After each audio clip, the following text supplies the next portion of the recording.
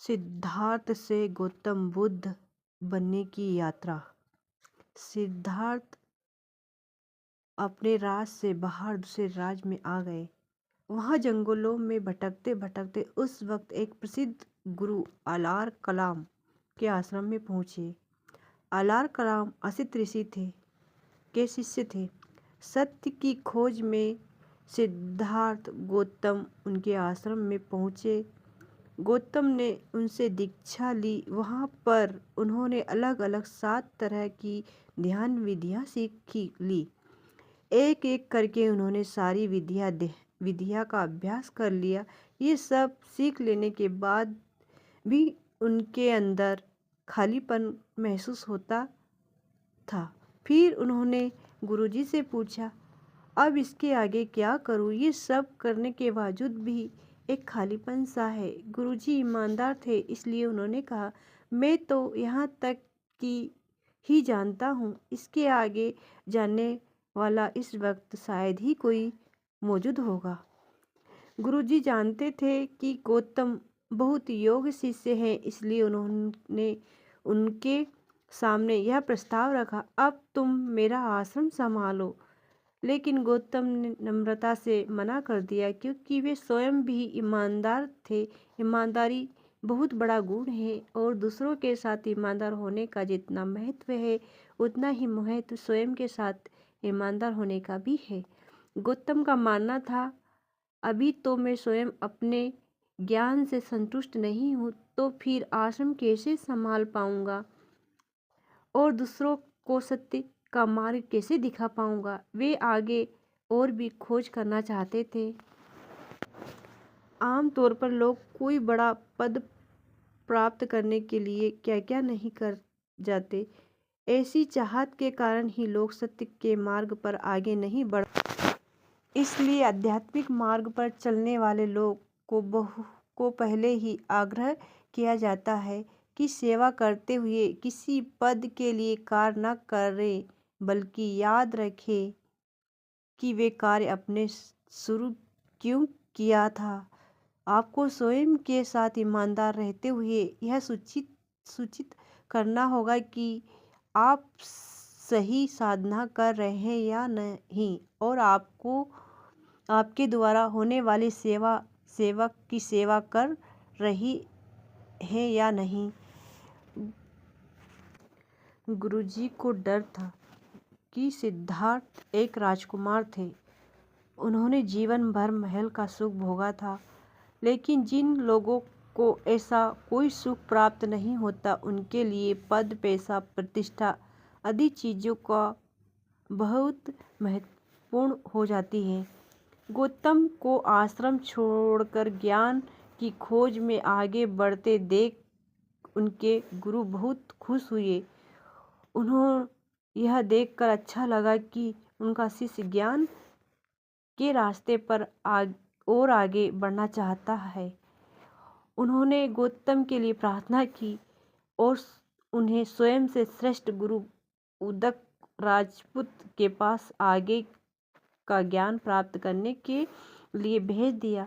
गौतम जैसे शिष्य हर गुरु को पसंद आते हैं, इसलिए गुरु द्वारा जितना संभव होता उनकी मदद की जाती थी। जो शिष्य ईमानदार होने के साथ साथ विनम्र भी होते, वे जल्दी आगे बढ़ते हैं। कुछ शिष्य ईमानदार तो होते हैं, लेकिन उनमें अहंकार होता है, इसलिए विनम्रता नहीं होती। ऐसे शिष्य खतरे में होते हैं, क्योंकि सेवा करते वक्त उन्हें अहंकार को किसी भी बात से चोट पहुंचती है। इसलिए ऐसे लोगों यदि योग स्थान तक पहुंच जाए तो वे भी खतरा बना रहता है।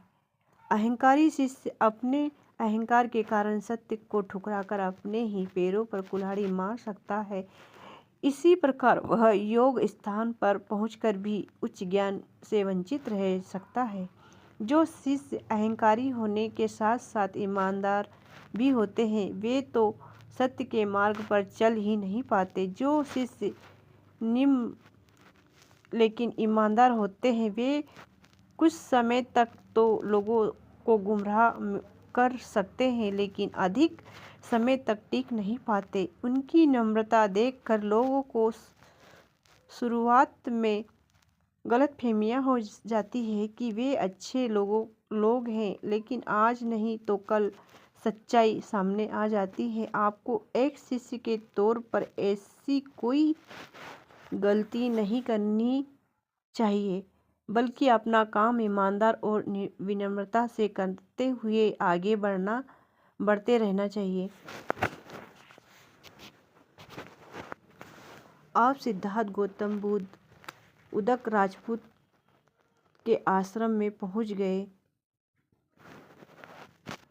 गुरु उदक राजपूत के आश्रम में गौतम को 8वां ध्यान सीखने का मौका मिला। उन्होंने कड़े परिश्रम से जल्द ही सब कुछ सीख लिया, लेकिन उनके मन में संतुष्टि नहीं मिली। उन्होंने यह बात अपने गुरुजी को बताई। गुरुजी ने कहा, इसके आगे की खोज तुम्हें स्वयं करनी पड़ेगी।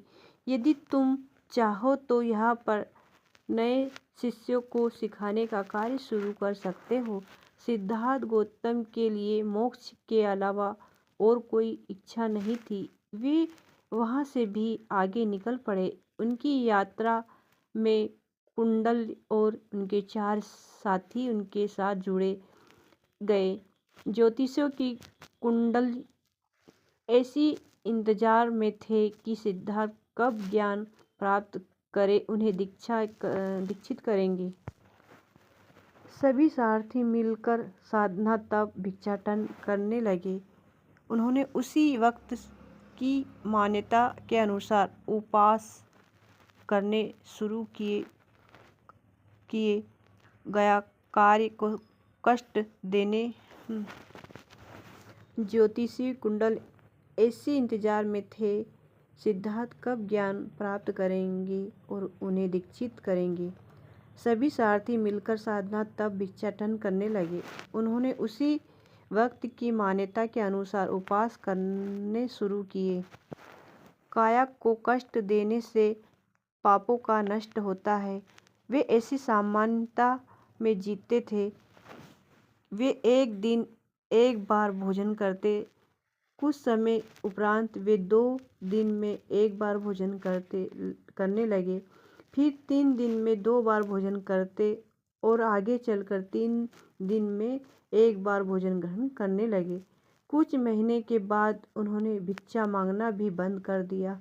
वे जंगल में कंदमूल, जंगली फल पत्ते खाकर भी जीने लगे। समय के साथ साथ वे काया को कष्ट बढ़ाते गए। पत्थरों पर सोना, हर मौसम में ठंडे पानी से नहाना, शमशान घाट में रहना, सांसों को लंबे समय तक रोक रखना, चाहे चक्कर यही क्यों ना आ जाए इत्यादि। वे सभी तरह के तप करने लगे। उनके शरीर की हालत बिगड़ने लगी। उनका पेट और पीठ सड़क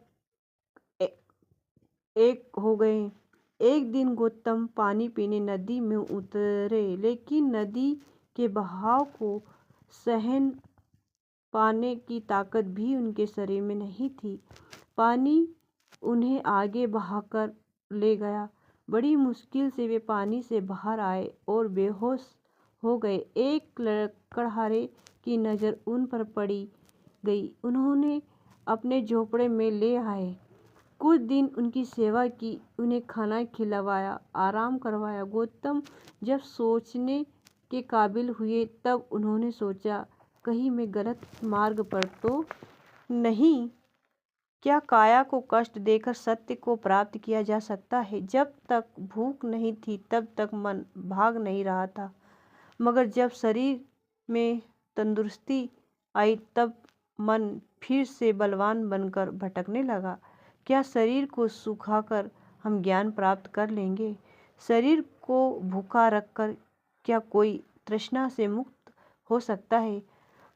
भूखा शरीर कुछ समय तो संतुष्टि की अग्नि कुछ समय की तृष्णा की अग्नि में मुक्त होता है, लेकिन ये तृष्णाएं, वासनाएं, इच्छाएं, महत्वाकांक्षाएं फिर से आ जाती है। यदि शरीर स्वस्थ है तो ही वह सही सोचने के काबिल है। भूखे शरीर में विवेक जागृत नहीं होता। क्या ना मध्यम मार्ग अपनाया जाए, जहाँ ना भूख मारना है और ना ज़्यादा खाकर पेट पड़े रहना है। इन सब बातों पर मनन करके गौतम ने मध्यम मार्ग अपनाया और जीवन भर सभी को इसी मार्ग की राह दिखाई। असल में मुक्ति पाने के लिए मन पर विजय प्राप्त करना महत्वपूर्ण है। अगर आप संसार में रहकर मन पर विजय प्राप्त कर लेते हैं तो यह विजय भी उतनी ही महत्वपूर्ण है जितनी सांसारिक छोड़कर मन को प्राप्त की जाने वाली विजय। इससे आप दूसरों के लिए भी निमित्त बन सकते हैं। तेज संसारी होने का यही अर्थ है कि संसार में रहकर भी मध्यम मार्ग के साथ आगे बढ़ जाए। गौतम को भी एहसास हो गया कि जो मार्ग वे अपना रहे हैं वह सही नहीं है, बल्कि मध्यम मार्ग बेहतर है, इसलिए वही चुनना चाहिए। कुछ समय उपरांत